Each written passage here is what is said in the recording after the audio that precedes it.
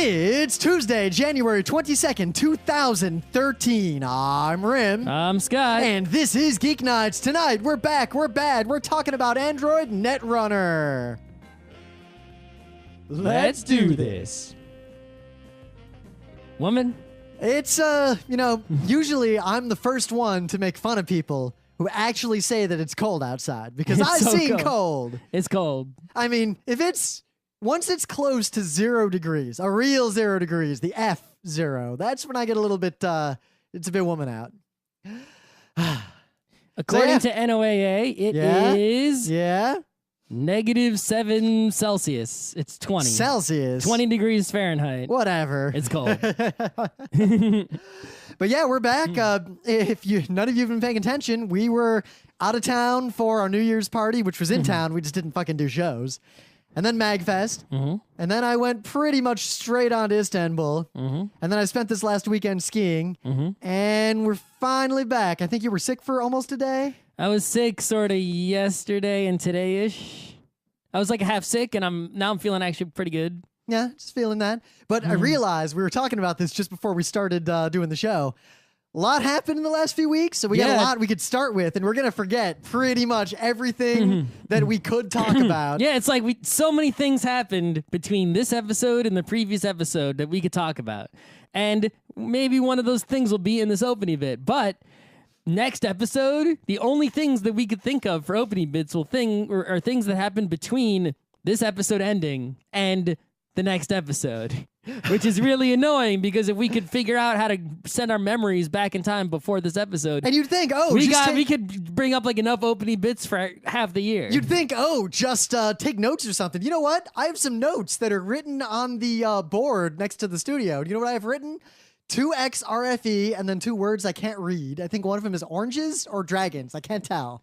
And Luigi says, ghost rape, it's gonna happen. I'm not even sure who wrote that. I think it was Nuri. I think Luigi saw a ghost. Yeah. Work emails. I don't know if that was a show idea. And then I wrote M Show, Utena, Geeknights behind the scenes. What? Oh, pro wrestling. I guess we said we'd do that a long time ago. And guys in their underwear grabbing each other. We were going to do a show on 100%ing. Oh, 100% in games? Yeah. Have we done that show? I don't know. That's not a bad show. You see why taking notes does not, in fact, actually help us. It's not a bad show. And despite I was in Istanbul for 3 days. We had crazy crap happen. All I can think about right now is that I listened to Dave and Joel on the way to work today, and they watched Nazi Crisis, and they both simultaneously thought that the song sounded like Van Halen's Jump. And I listened to the song, and it kind of does. And I'll have to listen to that song. That's what's running through my head right now. It makes me want to watch like bad 90s style anime all over again. So yeah, what did you do while I was in Istanbul? That's a good question. I went to work. Yeah? I played a lot of Netrunner. There's a Netrunner meetup, in fact. Laid around Well, it's funny. Our friends Phil and Chia, we brought Netrunner to MagFest, and then Well, it's a 2-player game, so they started playing. We'll save it. We'll save it. But yeah, suffice it to say, they took Scott's copy with them on trips around the world. I watched a whole lot of Korean television shows. I'm actually, talking about stuff we've been watching lately. Archer started up, which is good, because Emily and I Have you looked at the Archer card in the Netrunner box? Maybe you should look at it. So Emily and I burned through all of Adventure Time, and this is a problem that spans all geekeries. When you have something that's episodic, like maybe you're going through all the Mega Mans or something, or you're watching like all of a TV show that you never watched before, you kind of get addicted to the fact that there's another one right there ready as soon as you're done. Like if you start playing Half-Life 2 now, it's like, man, I got all this Half-Life 2, and then I burned through episode 1 and episode 2, and then what do you mean there's no episode 3? What? When's it coming out? Never. What? So I watched the 4 seasons of Adventure Time, and it went from being a show I'd heard of to a show I liked to second only to Ponies in terms of current shows. Okay. Really like that show. It is a great show, but they're 15-minute episodes. I watched so many I can hardly remember them, and I hit the most recent one. And now every day I look on Pirate Bay to see if there's another one. Why don't you just look at Wikipedia to see what the TV schedule is? I could. I just don't, because if it's on Pirate Bay, I just click download That's what immediately. I do for ponies. I check them. Well, the thing is, I never had a point where I could watch a whole bunch of pony in a row. So I'm already in tune with the cycle of ponies. I very recently hit the Adventure Time wall. You should watch that show. I'd like to do a show on it. We could. You know how many shows there are to watch? Yeah, I know, but Scott, I'm telling you, I put it second to ponies. See, unlike you, right, I have chosen to watch Running Man, which has an episode every single week, no matter what of the year. Since the show has started, there has not been a missed week. See, Scott, as you know far what as we I can call tell. that? And A trap. It is a black hole of media. The show is really long. It's like at least an hour long each episode. Because if I watch Cowboy Bebop again, right? Eventually it ends. Like if there were just more episodes forever, I would just be beyond that event horizon forever. Yep. If there was Half-Life 3, I'd just be in that event horizon forever. But those things all end and I can escape. Running Man, you can't get out. There's no escape. You're done. It'll end. Some of these shows do get canceled when the ratings get bad, but Doesn't look like that'll happen to Running Man right now. not soon. I mean, apparently there was a time when it may have been canceled and the ratings are low, but I guess they passed that, and it's a pretty popular show. Anyway, it's gaming day. Skip all the anecdotes about shit I did in Istanbul. And MagFest. We barely talked about like the crazy crap that happened at MagFest. But so yeah, speaking of sports and games, hockey's back. Yeah. I really wanted to boycott hockey because I'm kind of pissed about the whole, thing. But I was at a kind of burger joint in Brooklyn, eating a burger and having some poutine. And there was some hockey on And there was TV? hockey on an HD 60-inch screen, like right in front of my face. And I look up and I'm like, oh, right. Hockey is the fucking best. Fuck, it's hockey. Yeah. Oh my God. Well, didn't you see that goal? That was my thing of the day, I think, in the last episode. That was one of the better goals I've ever seen. That's like top 10 or 15. Yeah. But so the hockey is there. I'm watching the Rangers live at MSG right there from Brooklyn. And then right then there's a face-off like 2 seconds after I start watching. Gloves dropped, fist fight. And there's two guys in this joint who turn up and they're like, whoa, are those guys fighting? Why aren't the refs stopping them? So I turn and I'm like, so you realize in hockey, there's rules about this sort of thing. They're like, there's rules about fighting.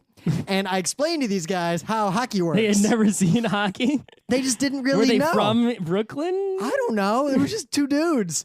And meanwhile, the owner comes out. He's an LA guy. And he's like, yeah, fucking break his nose. Yeah, get him. Fuck him up. Fuck him up. LA just won the cup, so he's excited. So the fight ends, and one guy's got a clearly broken nose that he's hiding, so he won't have to leave the game. And everything's cool. Next face-off, another fight. Yeah. I think those are the first two hockey fights of 2013. Well, I mean, I'm sure that wasn't the first game of the day. I think they were the first proper. I mean, sometimes fights just kind of start. Those are the first, like, two guys at the face-off give each other the look of, as soon as that puck drops, let's drop our gloves. Anyway. Those are my favorite kind of hockey fights. No, second favorite. My favorite is when the goalies get involved. Exciting. You got any news? I do. So, Kotaku posted this article, top 5 or so board games to get excited about in 2013. Now, normally this kind of thing is one of those link bait top whatever lists. Yeah, it's also really hard for me to get excited about new games because, I mean, every board game that comes out is going up against Puerto Rico, T&E. Right.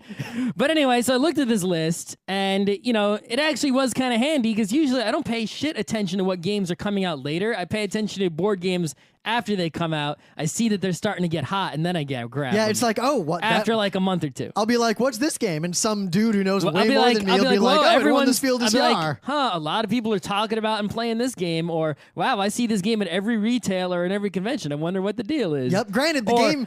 this game shot all the way up to the top of the Board Game Geek list. Granted, I the wonder what one that's game about. that I saw before it was out that I was really intrigued about was Castellan, but I don't think it's out yet. Yes, I'm going to look for that, though. So here's the games they talk about. The Cave, based on their description, The Cave looks like infiltration, but you're discovering a cave. So there's different paths. There's branching infiltration, right?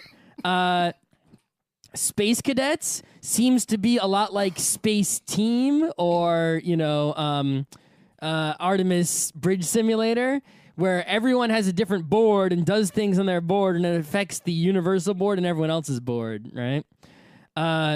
Kemet seems to be I guess they say that it's a successor to a different game called Cyclades or Cyclades.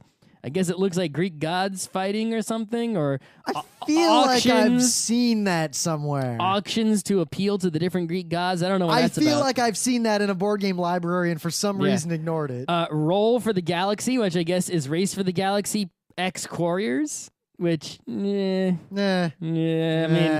Race for the Galaxy is okay, Quarriers is so combining them, whatever. The one that's really interesting here that I think I'll buy no matter what is called Tammany Hall. And yes, the theme is part of the reason I'm buying this. So apparently Tammany Hall was a game that was released a while ago in 2007, but it only printed 500 copies and that was it. Period. So, but people liked it a lot. On the theme alone, this appears to be an El Grande of downtown New York broken into areas, and you put Italians, Irish, Germans, and different races of New York City immigrants into the different neighborhoods. It sounds like a perverse Zularetto. It's like Ghettoretto. Yeah, I don't know, but what... if ever a game was going to be sold to me on theme alone... And also has a little bit of Daimaka, I guess, because it's political? The only game that's grabbed me on theme alone before this, I think, was... Politically themed, not political Glory to Rome, as in, Not Glory to Rome, but the goth game, Gluttony and whatever of Rome. Yeah. Whatever that was called. Mm-hmm. That game actually sucked, but... It was actually fun the first time. The second until we realized the second time is... we saw what was going on and how most of the cards were just... Yeah. If you made a better deck of cards, that game could be good. Anyway, we did an episode on that. Oh, there was actually... I completely forgot about it. There is actually a more important news... It's recording, right? Yeah. Yeah. Why would it not be? Because we stopped and started again. There is a more important news that I forgot. You've pulled back the veil. That I forgot and remembered. Are you ready for this news? It's I'm actually ready. a big news. You know how we always complain companies don't do smart shit? And we're like, company, why don't you just do smart shit? Fuck you, do it, come on.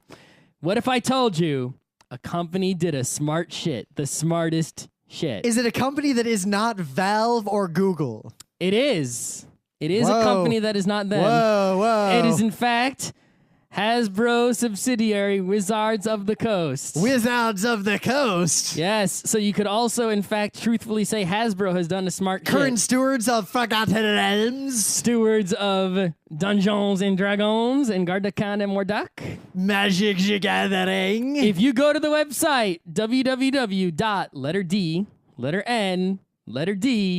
classics.com, this website will sell to you for American dollars, shut up and take my money, every D&D book ever in a apparently DRM-free PDF.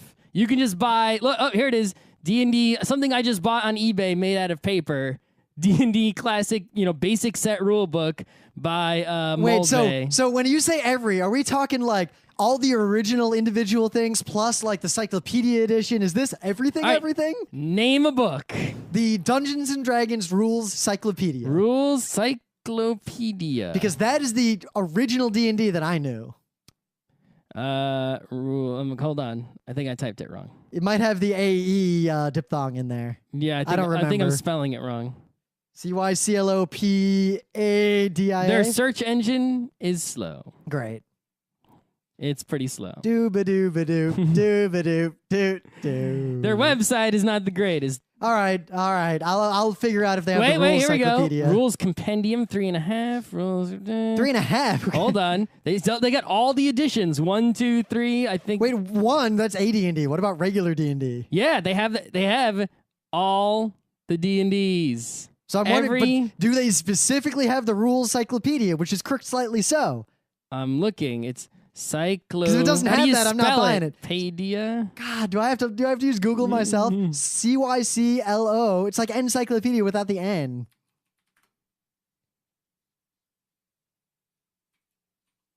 It's not a good book though. Yeah, it is. No, it's not. Everybody I have talked to says you should use, in fact, this other book that is the #1 best-selling book on here, the D&D Basic Set Rulebook. Okay, tell me what the differences are, and maybe I will trust you. Somebody, Luke Crane says so, and he's played these games recently. We'll ask Luke Crane what the difference is. Okay. But anyway, they sell you here, D&D Basic Set Rulebook, $5. They give you a watermarked PDF, as the PDF doesn't seem to have DRM. It just has some sort of watermark on it by Moldve or Menser, whatever it is. I forget which one was the guy who wrote which one. All right, does it have the 2nd edition Psionics Handbook? All right, Psionics. The search engine is really slow. Because the Cyclopedia is the oldest D&D book I ever owned. All right, Expanded Psionics Handbook 3.5 and HR4, A Mighty Fortress Wait, campaign. 3.5? No, I need the AD&D one. Well, this 2nd edition. Let's see, edition, 2nd edition. Let me try browsing for it because their search engine is awful. Uh-oh. So far, the books I'm most interested in are not in here. This site is so slow. Oh, my God. Oh, my God. But supposedly this has all the books. We'll do a follow-up review of this thing as I see if the books that matter are in there or not. But at least on paper, this is kind of awesome, right? Because now you don't, The Rules Cyclopedia contains all major rules compiled and revised from the Dungeons & Dragons basic rules, as well as the Expert Rules, Companion Rules, and Master Rules box sets. Yeah, in theory, the Cyclopedia is just supposed to be BECM all in one book, right? But apparently there are things that are different, right? Luke Crane told me, whoever told you to get the Rules Cyclopedia was wrong. He told me those words. Okay, I just want to find out what the difference is. The Rules Cyclopedia has extra optional things in it. No, he said that there were, in fact, changes in it that were bad. I'm dubious. I trust the man, but I'm dubious of this 2nd gen hearsay. Okay, anyway.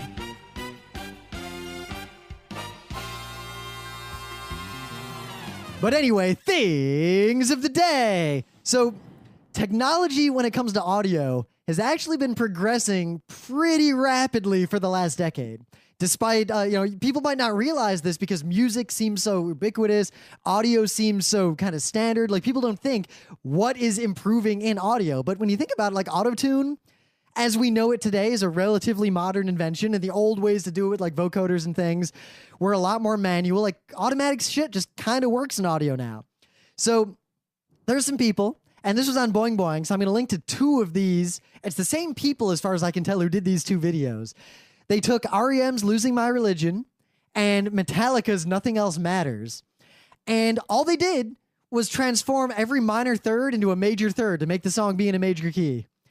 And I think it sounds great. It's interesting to listen to, though. If you read the comments, a lot of people claimed that it made them feel sick listening to it. But most of those people also admitted that they were big fans of, either Metallica or REM, and had listened to the song so many times that, it bothered them that it sounded different. What's funny is a lot of people seem mad that they were doing this. Actually angry that someone was taking these old songs and doing something cool with them. What? I don't understand why people get angry about shit like that. It's like, would you repaint the Mona Lisa? I'm like, yeah, sure. Yeah, why not? It's I not can like still it's look not at the like, original. It's not like if someone fucked up the original Mona Lisa and painted on it, I would shoot them and be like, what the fuck is wrong with you? Yeah, if these guys But if some guy stands next to the Mona Lisa and paints a new one, and it looks with a funny little Charlie Chaplin mustache on it, I mean, who cares? But what's cool is the Metallica one is from about a year ago, and the Losing My Religion one is from very recently. And even now, the difference in a year's technology is like night and day in terms of how well it's done. So I urge you to listen to these. And it's interesting that, one, Losing My Religion, if you don't think about chords and intervals and things, I mean, back in the day, the church would write at length about the effects of different chords and different intervals on the human psyche. And listening to the song in a major key has a very different feeling from listening to it in a minor key, to the point that it's like the underlying maths of the music itself, independent of the lyrics, has an equally profound effect on the way you feel the music to the actual words in the song. But but the thing is, it's like the rules of music, it's like there are no, the rules of music are not an inherent thing of the universe, like physics. They're an inherent thing of the human brain. Exactly. No. I got to qualify that a little bit. They are based on certain things where, there are the ideas of harmonics. Right, but the point is that all it is there are sounds. We can only hear this frequency through that frequency, right? Yep. And we tested over centuries how people feel when different sounds, different frequencies are heard. And then we categorize them, right? So it's like, oh my God, minor makes you feel this way and major makes you feel that way. Well, it's like, yeah, because we group those sounds together because they made you feel that way. We said, let's take all the sounds that make you feel this way and call those the minor, and all the sounds that make you feel this way, we'll call those major. Well, not quite, because what minor and major, it's just the difference between one specific interval that's defined by a frequency difference between two pitches. Right, but it's like they grouped, it was came it's not up a grouping. with They named it the minor as opposed to the major. Right, but the point is they came up with that system based on, they categorized them in, they realized that made a difference in feeling, and that is why there is even any, definition there at all, any categorization. Well, my point is just that listening to a song that you know very well, that it's not a cover. It's not like someone covered it and sang it in a different key, which is pretty easy to do. This is the exact original, identical in every way, except it's in a major key. It's uncanny. Yeah, that's what keys are, right? I mean, that'd be like, we define foods by the way they taste to us. We put this food here and we call it salty because it's salty. Actually, no, we define that because we can only taste 4 things. Right, and we put this food over there and we call it bitter because it's bitter. Because we can only taste 4 things. Oh my God, I took this food that's usually a salty food, the potato chip, and I took out the salt and I replaced it with bitterness, and oh my God, it tastes bitter now. Okay. I changed it. Now it's a bitter potato chip. Holy shit. All I'm saying is these are really cool, and the technology to do this fairly automatically is relatively recent. That is the interesting part, is that usually if you wanted to have a song in a different key, you would have to rescore and re-perform the song. Or basically sit and master the entire thing kind of by hand, which would take a long time. Yeah, you have to change the frequencies at each point or use a of really the song. harsh automated system that usually were really bad. Like old vocoders kind of sound like shit. One of the reasons why you have those sort of synthetic voices in a lot of old, early days of electronica music is because you couldn't make it sound natural. So instead we went the other direction, made it sound cool, but not natural. Well, it would also be much easier to do this if you had the original recordings of all the separate tracks, so that we could take the guitar and change it and take the singing and change it. Whereas if, to change it when they're all already mixed together is much more difficult. So the fact that technology can now do this when they are mixed together, it probably does like an FFT to separate everything out, then change it and mix it back together again. Yeah, it's actually probably a little more subtle. Do you even know what FFT stands for? Fast Fourier Transform. Actually, because that keeps coming up all the time and is a programming thing, I've actually done some research on what that's about. Yeah, I actually used those in the MagFest videos that I uploaded to remove a couple of specific. I actually used notch filters and other things too. There were some hisses and some weird background noise from the con that I had to kind of edit out because some of the panelists were way fucking quiet. Mm-hmm. Anyway, thing of the day. So this guy, I guess he has a chicken in his yard or something. All right, chicken in the yard. But anyway, the chicken lays fucking eggs because that's what it does. And one of the eggs it laid was huge. Like, we're talking way big. What, like bigger than the chicken? No, but really big egg. You can see it in this video how big the egg is, right? It's like if it was round, it might be a tennis ball. It's a big egg. And he gets this video and he's like, check out this egg. And he compares it to a grocery store egg. He's like, look how big it is. Oh my God. And then he cracks it open over the stove. To show, over a pan on the stove to show you, and he's like, all right, we're going to see what's in here, everybody on video. We're going to see what's in here and watch the video and see what's in there. It's not what you expect to be in there. I mean, I was expecting, a chicken of some kind. No, there was not a chicken in there. It was something else. So was it that some other animal laid an egg under the chicken? Nope. All right. I have not watched this video. I don't know. I know. You're going to watch it and find out. I'll watch it. Yeah. So in the meta moment, the book club book, which I'll finally add to the website, is F. Scott Fitzgerald's The Great Gatsby. It's actually, I read it completely. It's actually way short. I'll read it relatively soon. I did not realize how short it was because I had a digital edition of it. Yeah, you kind of just don't know. You look at those percentages. You don't have and then you don't know how long it is unless you either check to see how many pages or start reading and you see how much the percentage goes up. Yep. It's like at the end of chapter 1, I'm like, 6%. This is going to be short. We were just at MagFest. I've uploaded 2 of our panels and lectures. I've uploaded Beyond Candyland to YouTube. You can watch it. I've also uploaded one of the panels we were on, video game genres, and I'm thinking about submitting that same topic to PAX Dev, but assembling an expert group of panelists for it. And I've already sent some emails to people because I think it'd be a good topic actually for Dev with like people who are prepared and have specific things to say already. Maybe. So we'll see.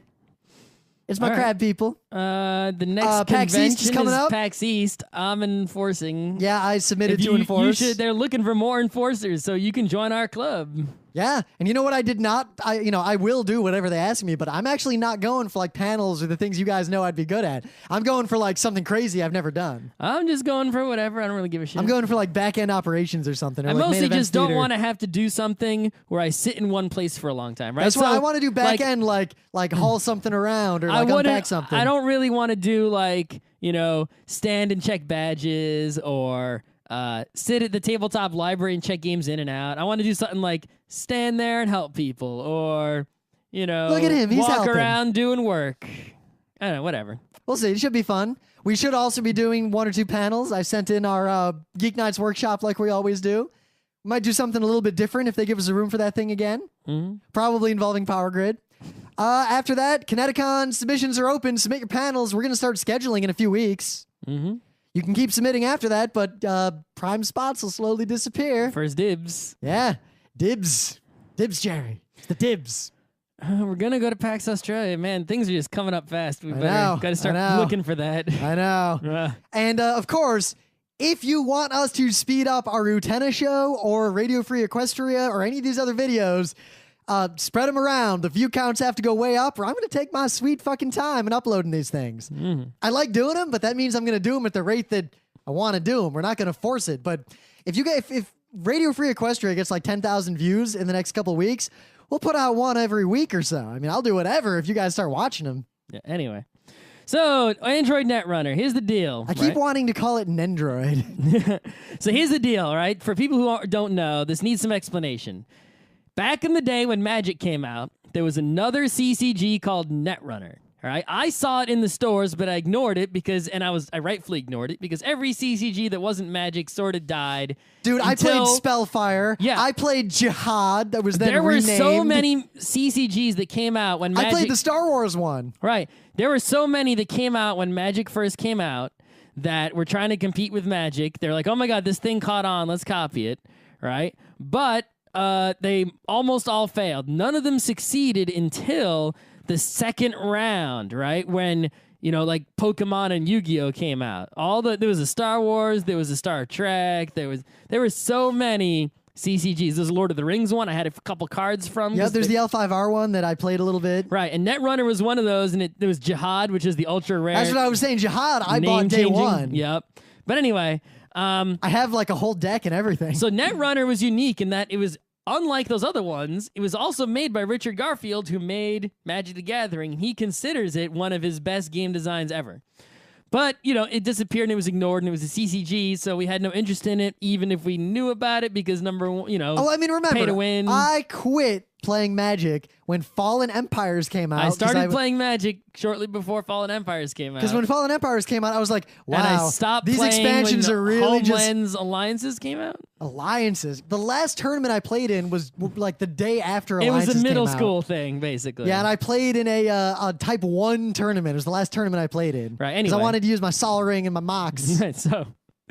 anyway, so Netrunner was a game. It didn't, and they didn't promote it. They didn't make it win because why would they promote a competitor to their own product, right? They didn't do that. Now, it'd be fine if they'd have different niches, but you're basically going to tap the same pool. Right. So Get it? Tap why should we the same pool? Why should they take players away from Magic to get them to play Netrunner? Because I can only tap the pool once. No one then... can afford to play 2 games, so that didn't work out. So anyway, apparently Fantasy Flight Games, who is a great current publisher of games, who has published many good games. They publish Citadels and a whole bunch of other games. They have this thing called a living card game, and apparently they've been I didn't realize that they've been going for a while. I've always wanted a living card game, at least on paper, and I didn't realize they were already making them. They have a Call of Cthulhu one and a Game of Thrones one that have been around for a while. And what a living card game is much like a CCG. You customize your deck and then you play. But like Dominion, you don't have to buy boosters and starters and collect cards. You just buy every single expansion once, and you will have all the cards. And then you make whatever deck you want, and then you play against your friends. So it is not a cheap thing to do, right? It might even be slightly more expensive than Dominion. You do have to keep paying money, like a subscription, to get more cards all the time. But I'm not buying $4 booster packs exactly to get the rare I'm looking for. There are no rares. There are no uncommons or commons, right? You just buy all the cards. It's like a subscription to a game. You pay $15 most months, and you will have every card. One annoying thing is that, they have these data packs that come out every month that are $15 or so, and those include 3 copies of every card that is in them, which is the most you're allowed to have in a deck. So you only need to buy a data pack once and you're set. But the base set of Netrunner, the basic box, which you need to buy at least once, some of the cards in there, they give you 3 copies. Other cards in there, you only get 2 copies, and other cards in there, you only get 1 copy. So if you are all alone and you want to have if you want to have available to you every possible configuration of deck, you need to buy the basic Netrunner 3 times, which is bullshit, but I did it anyway. And at least when you do it anyway, you can give a lot of those cards to other people, and now they don't have to buy as many other basic sets unless they really want to have those cards that only appear once. There's only like a handful of them. So really, you can get away with 2 sets pretty well, and it's actually not an expensive game. It's like 20-something bucks. Yeah, I mean, I've spent quite a bit more money on much worse games. To buy 2 Netrunners is the same as buying 1, really fancy board game. So, I'm not too upset, but it is bullshit. They should sell some sort of like completion thing that's like, buy the Netrunner base box, then buy this, and you'll have everything, but whatever. Anyway, so you get all the action of a CCG without any of the, he won because he has fancy, expensive Black Lotus I can't afford. That's all gone. There's no pay to win. It's just pay to play. A lot like, say, Warhammer. I think what I find much more interesting is, all that aside, just the fact that it's straight up asymmetric and there's 2 separate sides with sort of separate goals and very different ways of playing. That is what seals this for me. Right, that is what pushes it away from being just... Right, so I wasn't actually sure how... I thought that this new Android Netrunner, which takes place in the Android universe, which is, I guess... Fantasy Flight is a game called Android, which doesn't look to be too good. It looks like Clue, at least based on the description of it. And then they released Android Infiltration, which we've talked about. Right? Yep, which is a great game. I like it. Yeah, and now they have Android Netrunner. Android Infiltration is made by the Dominion guy, Vaccarino, whatever. So they're putting out these games in this Android Cyberpunk universe, which seems to be not a bad universe. I like Cyberpunk styling. So Android Netrunner is, I didn't realize how identical it was to the original Netrunner. It's very identical in the way it plays. It's an asymmetrical game, like Rim said. Yep. One player is the corporation, and one player is the runner. And the corporation is trying to win either by A, flatlining the runner so that they're dead. They can't hack into the corporation anymore.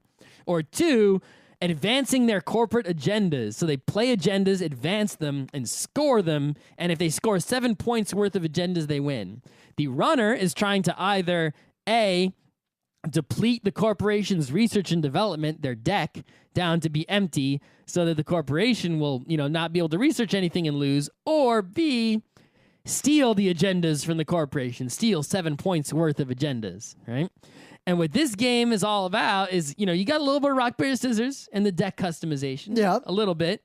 But really what it's all about is the corporation is bluffing. They're setting up servers with all these face-down cards, and they're sending out defenses in front of the servers. Now, they might not be bluffing. I mean, you might not have any traps in there. Yeah, or might be setting up, face-down defenses in front of the servers, and the runner has to attack these servers, with their icebreakers and their hacking tools to get past the ice, the defenses, the face-down defenses, and to get into the servers and then access the servers and see what's in there. Now, the fact that one player is the attacker and one's the defender, the problem is in pretty much all games, I really enjoy playing defense. So I really, really like playing the corporation. I got to play the runner more to kind of get around a feel for it, and also to figure out holes in my current corporation strategy, which, by the way, involves Haas Bioroid, because I really like them. But anyway, so I've been playing this game a lot. There's actually a meetup in the city, and there's people who play it a lot. They've been playing it since it came out at Gen Con, some of them. And I even went to a tournament at the Complete Strategist. And the only problem with that tournament was that it took all day from like 10 a.m. to 6. Well, I guess 4 maybe. It took a while, right? Which, is annoying. But you basically have to play both sides. And the weird thing is, when I first started playing this game with just people I know, like at Skojo's party, I played with Alex a bunch, right? Yep. The corporation was just sort of unbeatable. We didn't understand how to run properly. Yeah, but that was the Jin Techie default deck and whatever the runner default was. Yeah. At the tournament, I had to play against 4 people. It's a Swiss kind of system. The rules are on the official website. And I won 3 out of 4 times as runner, and I lost 3 out of 4 times as corporation. But I ended up losing overall because in the matches I split, I gave up points, some number of points, as the, winning runner. But as the corporation, I wasn't able to score as many points as I gave up in, the time that right? Yeah. So the other person won overall, which means I really only won 1 out of 4 times, which is not enough. It's fine, but though. I was in last my place. early Magic tournaments, I did not do super well. So it's weird that, 2 people who had never played the game before and were learning it, corporation just couldn't be beat, was invincible. We're like, what the hell?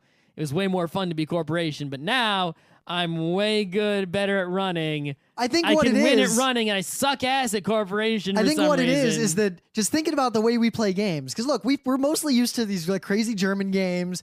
We're used to, I tend to take very conservative strategies and tend to minimize my risk in all games. Like I'll make decisions like in Netrunner, I think things like I should wait another round to run because I gotta build my deck out. That if he reses that extra ice, I might not be able to beat it. I don't want to take any damage. No, you just gotta fucking go for it. Yeah, it's usually in all games, and this is explained in our favorite book, Characteristics of Games, right? By Richard Garfield. When you're ahead, it's also by these other people. Yeah. George, Scaff, Elias. You guys should buy it. We never mention them. Yeah, we should. It is written by 3 people I should email in total. both those guys, be like, could we interview you about your book? Yeah, the other 2 authors are George Scaff Elias and Robert Gutierrez. Anyway, so it talks about how when you're ahead in a game, you tend to play conservatively, and when you're behind, you play very risky moves, right? Because a high risk, high reward move is if you succeed at that, you might catch up, and if it fails, well, you were losing anyway, right? That's why when you're losing in football, you'll do an onside kick. Maybe you get the ball back. It's a very small chance, but if you do, that gives you an opportunity to catch up big time. Yep, there's also a second time when you play very aggressively, and that's when you're in a sort of equilibrium. Hearts is the best example of this. 4 people who play perfectly conservative hearts and are smart enough to keep track of everything, the game ends up being pretty random, or maybe it comes down to like what cards you had. Or psychology to a little bit, like a little bit of bluffing and everything. So then the way to win is, basically you have a 25% chance of winning against everyone. You're almost better off being the one guy who just fucking goes for it and tries to shoot the moon, even if you're not 100% sure, because you only have a 25% chance of winning the whole thing anyway. Go big or go home early on, because if you go big early on and succeed, you can play conservatively the rest of the game and probably win. So you can increase your odds of winning in a situation where everyone is very skilled and everyone is playing conservatively, but it gets very tricky. Figuring that out. So anyway, the way Netrunner is constructed, if you try to play conservatively on either side, you're just going to get hosed, right? Even if you get ahead and then start playing conservatively, that basically is just letting the other guy catch up. Like you have to basically, in football, they say you're running up the score, right? And the reason I keep using football as an analogy is the thing Netrunner is the football of tabletop gaming, right? There's so many, mechanically, it doesn't have so much in common with football, but in terms of the way it plays out and the flow of it, it is very hand-egg, extremely. It's got the damage you do to the runner. Like I can do, if Scott's running against me, I can do damage to him, reduce his hand. And he only has a few cards in his hand. If I get him down to 0, I immediately win. No, you have to get him down to -1. I have to get you down to 0 and then force you to draw. Yes, you have to do 1 more damage than cards in hand. So I always feel like, I just got to push him over the edge. And you'll always get so close to that 9th yard and that 10th yard.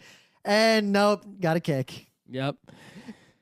But anyway, what was I saying? But like with the corporation, like an example of conservative play. Say you've got, you never discard an asset into your archives because you don't want to have to spend resources defending them. You Or mean maybe agenda. they're not defended yet. Yeah. So you've got agendas, you're not discarding them into your archives. Simultaneously, maybe you've only got 2 remote servers with ICE. So if you've got 2 agendas in your hand and you've already deployed 2 agendas, what are you doing with these agendas in your hand? The runner's going to eventually attack your hand and probably just get it's them. like if you take your sweet ass time only putting down agendas in super safe servers that are very, very iced up that the runner can't get into, your hand, you have to draw a card every turn. Your hand will fill with agendas. You need to defend HQ also. It's very, very difficult to defend that and enough remote servers. Your hand will fill with agendas and you'll be in deep, deep shit. And it's fine to discard them if you're also defending archives, but suddenly you're back in the situation of not having enough ice. Yep. Or you can start putting them out into other servers and be like, I dare you, that aren't as well defended. But the bluffing game is fun because twice I was in a situation where I put out what was a trap and I go advance, advance. And then if the runner doesn't attack it, I'm fucked. Because if I advance it more but don't finish it, it's obvious it's a trap. And you're wasting credits on it. Exactly. You have to, it's like... But if I didn't advance it at all, they'd probably also not, there's a point beyond which it is just which cup is the poison in. Yep. But like poker, humans are kind of stupid in the sense that psychology can matter. And I think it's very difficult, especially because a lot of the people are going to be playing this game. There's going to be the pros and the kind of serious gamers. There's going to be a lot of punk kids like Magic too. I mean, even in Magic tournaments, for fun, I would play with like 300 card decks and still beat some of these scrubs. I'd be like, yeah, I got 5 colors in here. Let's go. Mm-hmm. Actually 4. I never actually did 5. That would be probably too crazy. Yeah. But anyway, playing aggressively as the runner, right? It's like, yeah, if you're the runner, you could choose only to run against servers that you can definitely get into safely without getting hurt, right? If you do that, you're not going to run often enough to actually, score any points. Yeah, because Also- sure, you only run once per round. Fine. I start scoring agendas. Right. Now you what? need to, and not, it's like, if you don't, that guy has 3 face down ice on that server, you're like, oh shit, if I run there, I could just die. Well, yeah, but if you don't run there, that means that the corporation is not forced to spend the credits required to res all those ice. You're just letting him have a perfect defense without having to pay for it. Yeah, so that might just be 3 chums in a row. Yeah, you have to go and basically... I got chum laying face up on my desk right now. As the runner, to have any chance of success, you have to take big risks at losing or getting hurt or losing credits or taking damage or who knows what, in order to force the corporation to spend resources defending to at least slow them down, even if you don't actually score on that move that you're making. All right, so you basically have to spend some amount of resources to make them lose resources to slow them down so that you can catch up and try to win.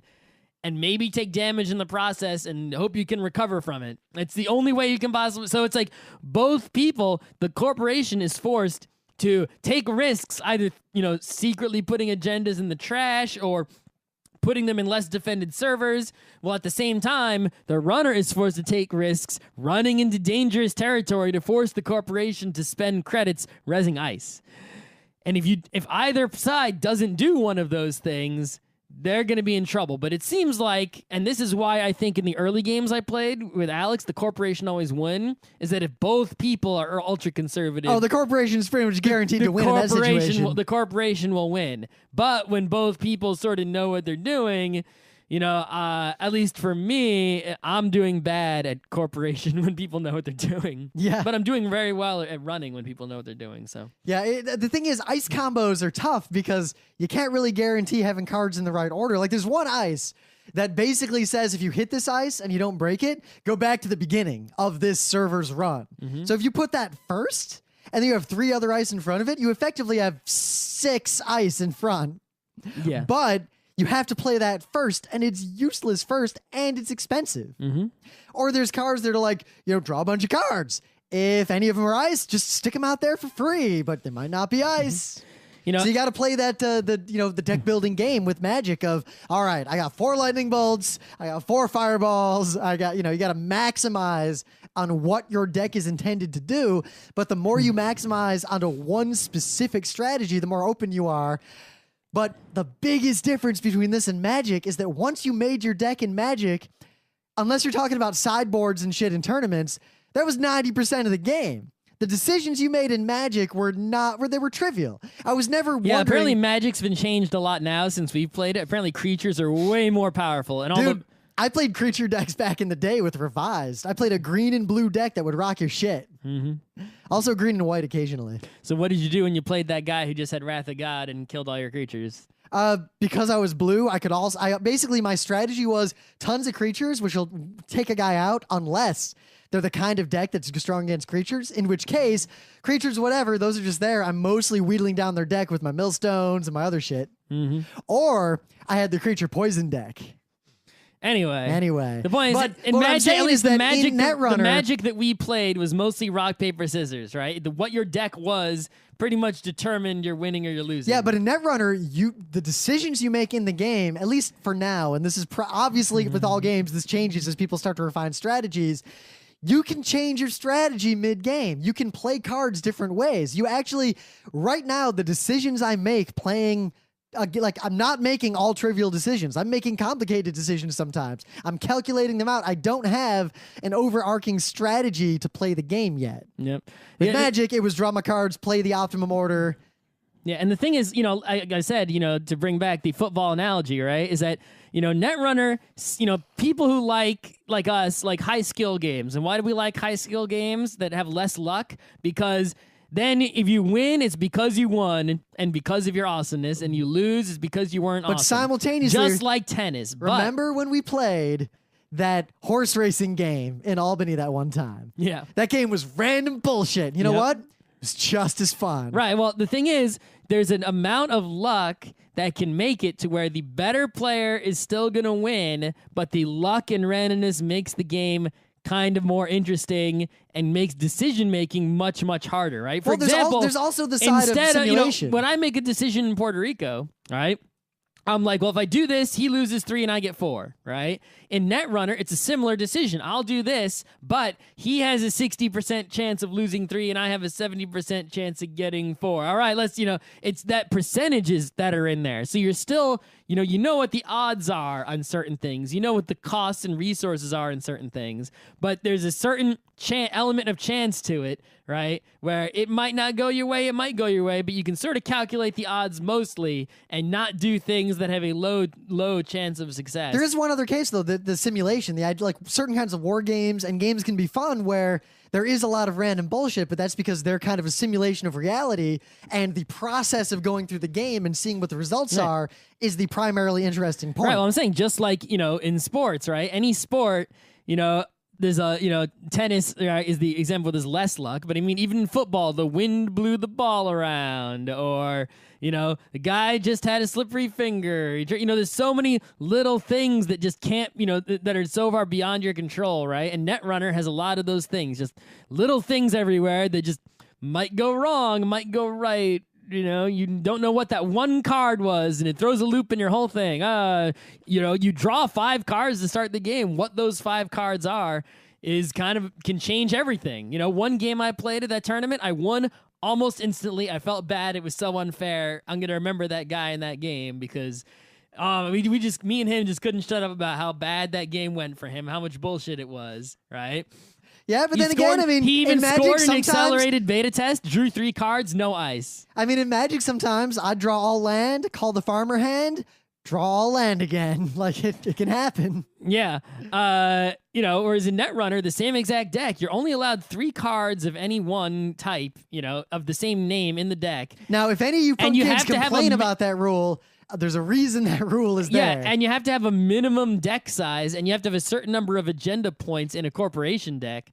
So it's like, when you draw 5, you can draw drastically different hands, and that changes how you play a lot. But meanwhile, in Magic, drawing the hand, you don't make a decision. You just play the hand out no matter what it is. You're not thinking like, well, do I want to risk this now considering that I drew all my assets? Also, in making the deck, right, the deck construction rules, you can only bring in so many influence points worth of cards from other factions. So you know that any deck you play against, you see their identity card, you know what most of their cards can be, right? There will only be a few cards that aren't cards you expect from them. So you can look at how they play and sort of play this metagame once you know all the cards, because there aren't that many, of what did they bring in, right? If you don't see a lot of cards of that don't go with their identity, you know that they probably just have a few really powerful cards from the other identities, maybe 4-point influence cards like Scorched Earth, which do 4 damage. But then again, if you see a lot of cards of different colors, right, out on the table, and that means they don't have a lot of high influence cards. So now you don't need to worry maybe about a Scorched Earth in a deck that isn't Wayland. And that means that you can take tags and not really worry about getting instantly killed. But then again, the high risk strategy of you've got all little cards and then you've got one fucking Scorched Earth in there just in case. One isn't enough. You gotta have 2 at least, right? And you really, if you're gonna base your game around a card, you gotta have 3, right? The other thing is when you're making the corporation deck, you have to put agendas in. Well, you have to put a certain number of agenda points. So if what you want to do is the rules, the minimum deck size is 45, but if your deck contains between 45 and 49 cards, you have to have 20 or 21 agenda points.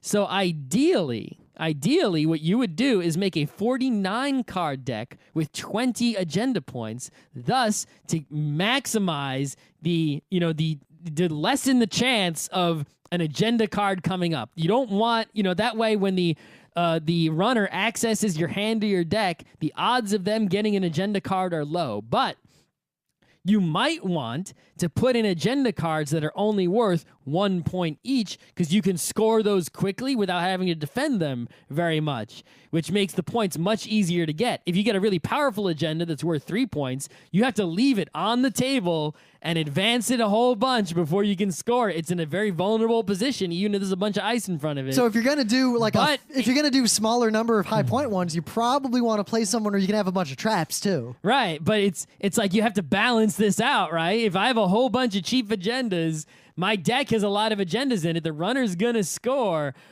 but they're not gonna score a lot of, they're gonna score a whole bunch of 1s.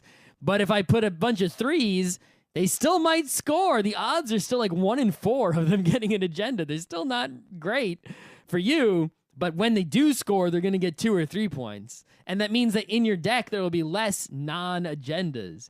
So this game gives you all kinds of crazy things to think about, and new cards coming out all the time. Yeah, it costs money, but hey, it costs a fixed amount of money.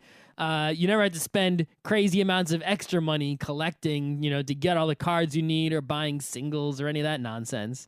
And at the same time, you can know what all the cards are. And really, that turns out to be one of the things where knowing what all the cards are matters a lot. But I sort of, I've played only for like a couple weeks, and I already know most of the major cards. And some of them, it's like just the first time you play, it's obvious what the good cards are. Magnum Opus. Yeah. Right? It's not I'm a big fan of the Toll Booth. Yeah, the Toll Booth and Magnum Opus are like the most obviously good cards. And you just read through the cards, and it's like, oh, I get it. You can't underestimate the economy, though. It's all about economy. Yeah. I don't know. It's a super fun game that we'll probably review in much more depth after we play it a whole bunch. And the real thing I see here, right, is that, we look at all the kinds of tabletop games out there, right? You got the high investment ones, the miniatures, the RPGs, the Eclipses, right? They take a long time to play. You have to learn a lot of complicated rules. They're really satisfying, though.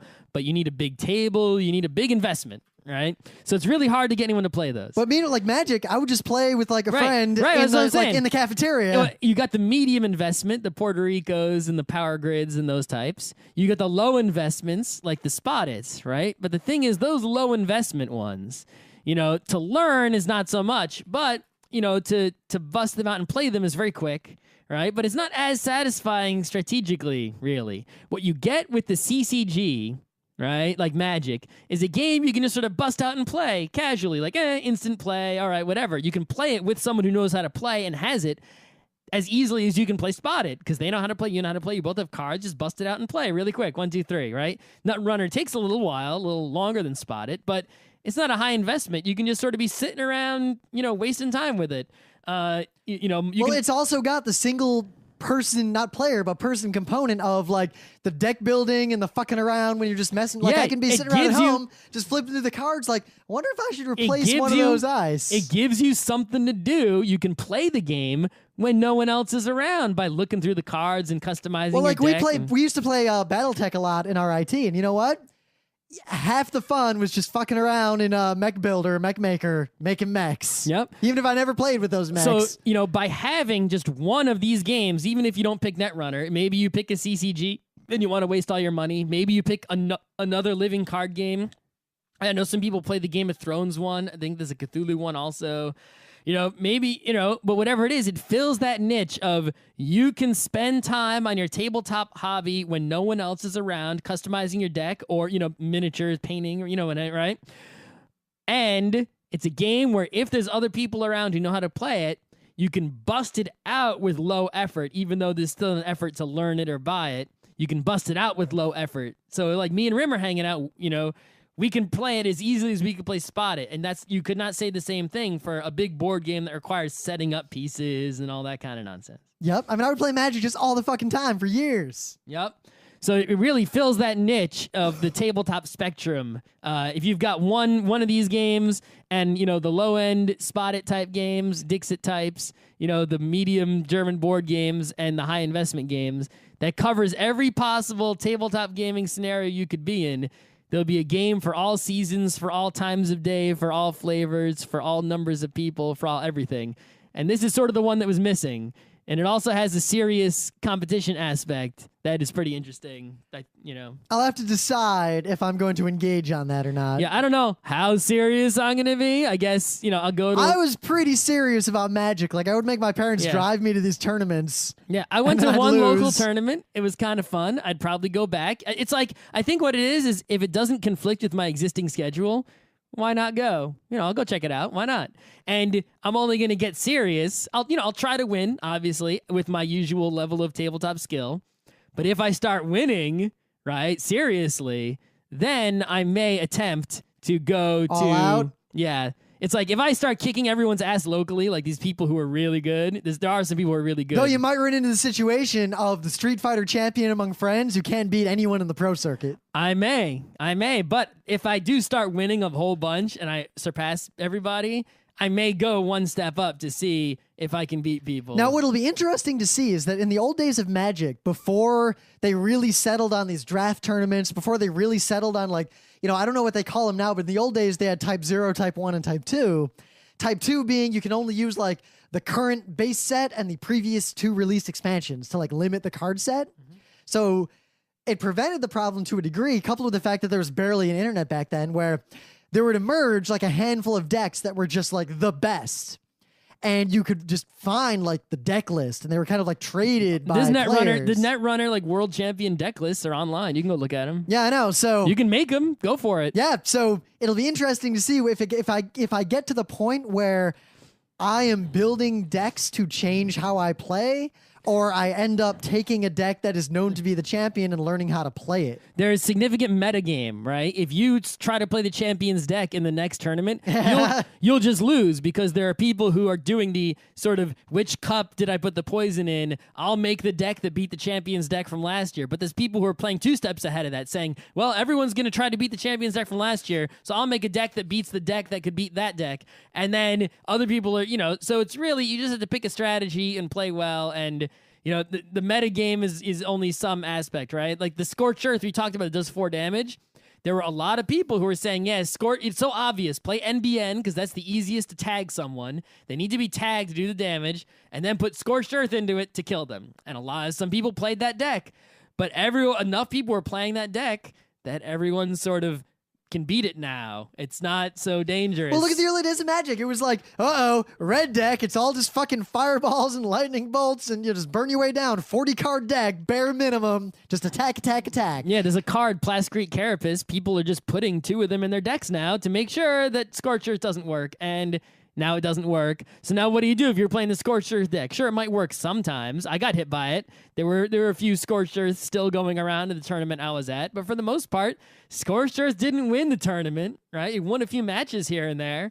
But it's like, yeah, everyone knows about that. It's not gonna, the metagame is not gonna work. People know what's coming. But eventually, things can crystallize to a degree. Like, there will eventually be, unless they start cutting out old cards. I'm sure they planned, I'm sure they designed you the first. should read the tournament rules and, and read, But I'm saying, I'm sure the designers designed the first several sets all at once, and they're just kind of... Yeah, they have, previews of, sets for months from now. 5 sets down the road, even though only 2 data packs are currently on sale. I think the third one's coming out. But it'll be interesting to weeks. see if tournaments start converging on a small handful of decks, because if that happens rapidly...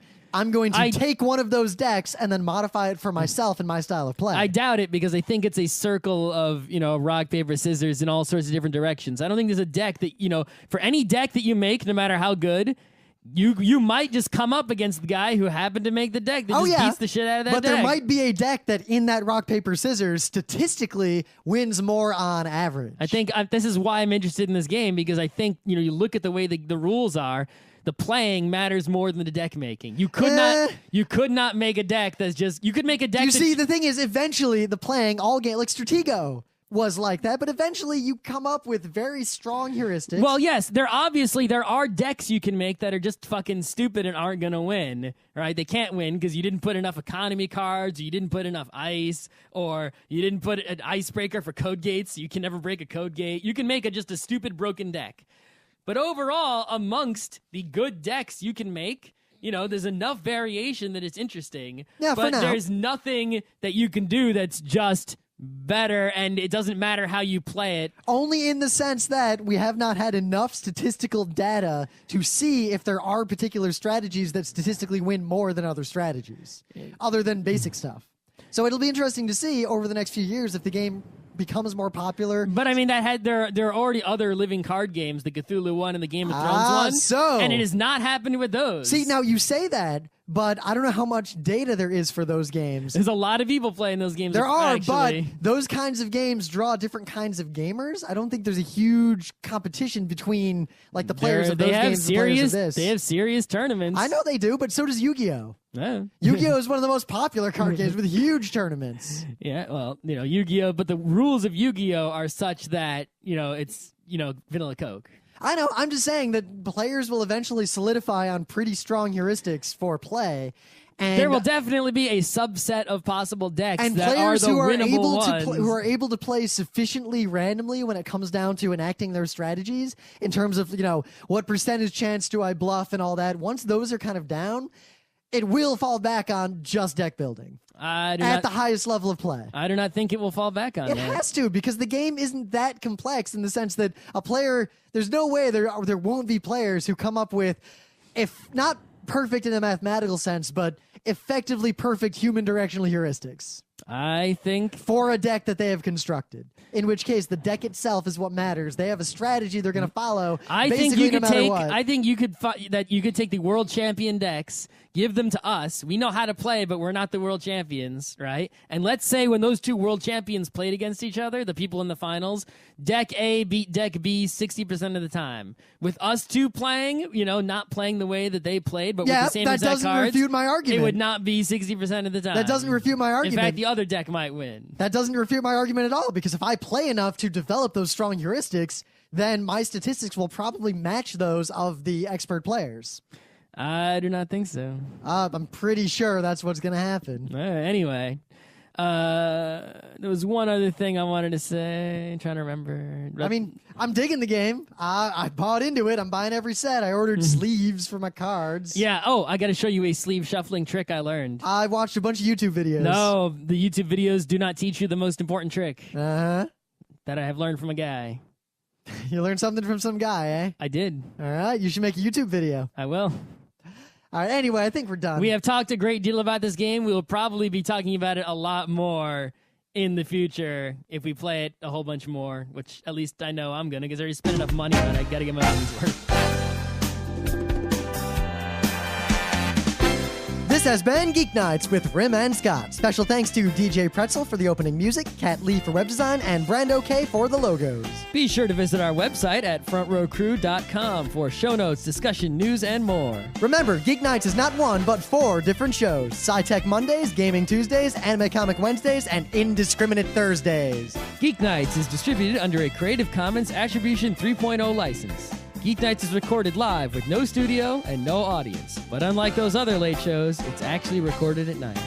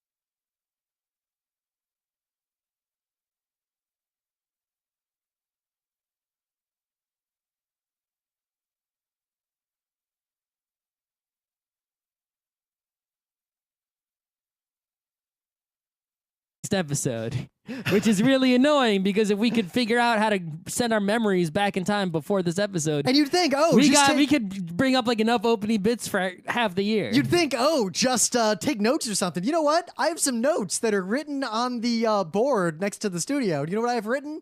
2XRFE and then 2 words I can't read. I think one of them is oranges or dragons. I can't tell. And Luigi says, "Ghost rape, it's gonna happen." I'm not even sure who wrote that. I think it was Nuri. I think Luigi saw a ghost. Yeah. Work emails. I don't know if that was a show idea. And then I wrote M Show, Utena, Geeknights behind the scenes. What? Oh, pro wrestling. I guess we said we'd do that a long time ago. And guys in their underwear grabbing each other. We were going to do a show on 100%ing. Oh, 100% in games? Yeah. Have we done that show? I don't know. That's not a bad show. You see why taking notes does not, in fact, actually help us. It's not a bad show. And despite all, I mean, I was in Istanbul for 3 days. We had crazy crap happen. All I can think about right now is that I listened to Dave and Joel on the way to work today, and they watched Nazi Crisis, and they both simultaneously thought that the song sounded like Van Halen's Jump. Okay. And I listened to the song, and it kind of does. And I'll have to listen to that song. That's what's running through my head right now. It makes me want to watch like bad 90s style anime all over again. So yeah, what did you do while I was in Istanbul? That's a good question. I went to work. Yeah? Played a lot of Netrunner. There's a Netrunner meetup, in fact. Laid around. Well, I mean, it's funny. Our friends Phil and Chia, I mean, we brought Netrunner to Magfest, and then Well, it's a 2-player game, so they started playing. We'll save it. We'll save it. But yeah, suffice it to say, they took Scott's copy with them on trips around the world. I watched a whole lot of Korean television shows and never seen hockey. They just didn't really Were they know. from Brooklyn? I don't know. It was just 2 dudes.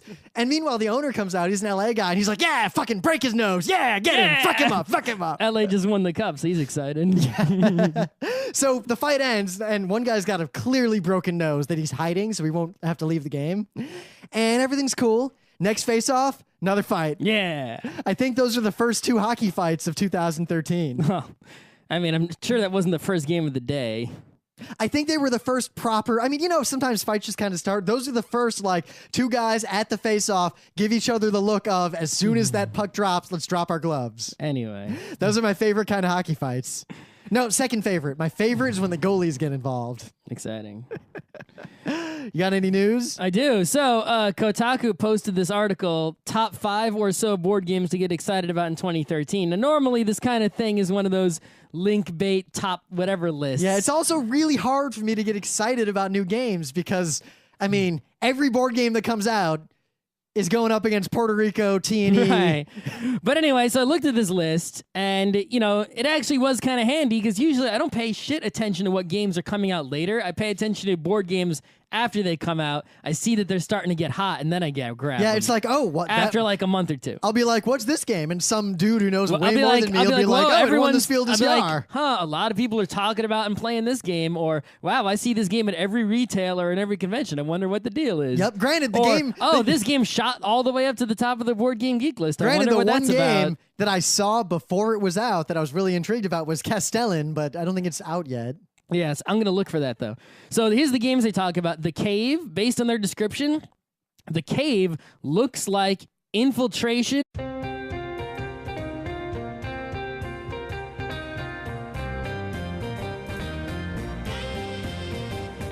It's Tuesday, January 22nd, 2013. I'm Rim. I'm Scott. And this is Geeknights. Tonight, we're back, we're bad, we're talking about Android Netrunner. Let's do this. Woman? It's, you know, usually I'm the first one to make fun of people who actually say that it's cold outside because It's I've so seen cold. cold. It's cold. I mean, once it's close to 0 degrees, a real 0 degrees, the F0, that's when I get a little bit, it's a bit woman out. According to NOAA, it is -7 Celsius. It's 20. Celsius. 20 degrees Fahrenheit. Whatever. It's cold. But yeah, we're back. If none of you have been paying attention, we were out of town for our New Year's party, which was in town. We just didn't fucking do shows.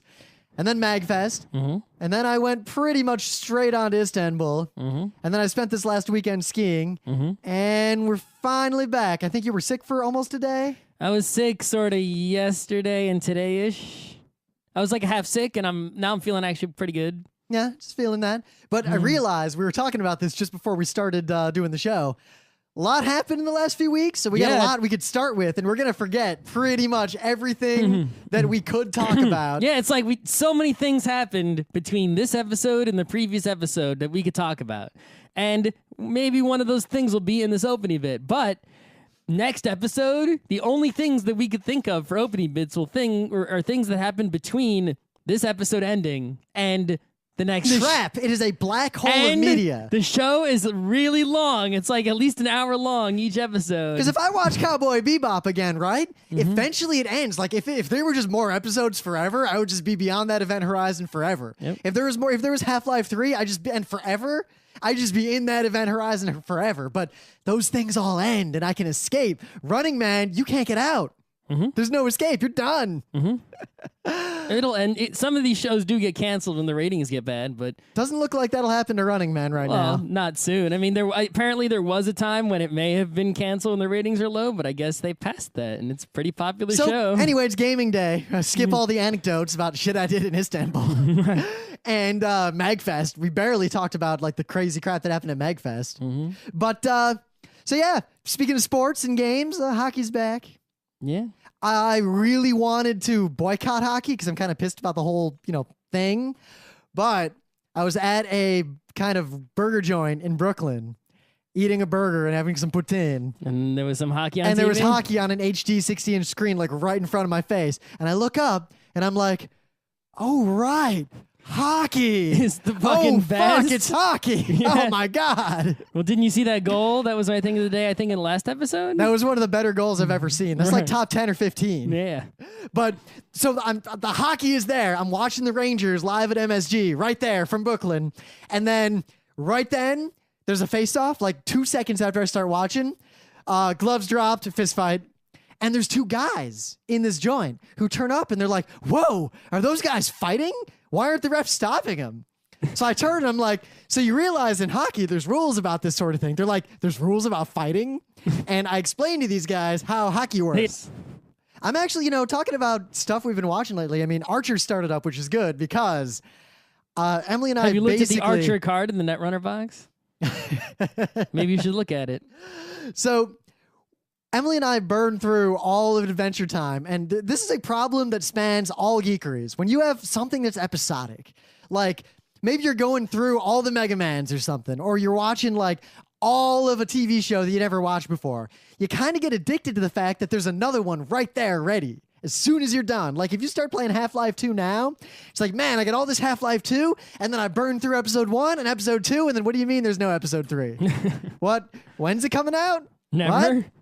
So I watched the 4 seasons of Adventure Time, and it went from being a show I'd heard of to a show I liked to second only to Ponies in terms of current shows. Okay. Really like that show. It is a great show, but they're 15-minute episodes. I watched so many I can hardly remember them, and I hit the most recent one. And now every day I look on Pirate Bay to see if there's another one. Why don't you just look at Wikipedia to see what the TV schedule is? I could. I just don't, because if it's on Pirate Bay, I just click download what immediately. I do for Ponies. I check them. Well, the thing is, I never had a point where I could watch a whole bunch of Pony in a row. So I'm already in tune with the cycle of Ponies. I very recently hit the Adventure Time wall. You should watch that show. I'd like to do a show on it. We could. You know how many shows there are to watch? Yeah, I know, but Scott, I'm telling you, I put it second to Ponies. See, unlike you, right, I have chosen to watch Running Man, which has an episode every single week, no matter what of the year. Since the show has started, there has not been a missed week. See, Scott, as far as I can tell. That? And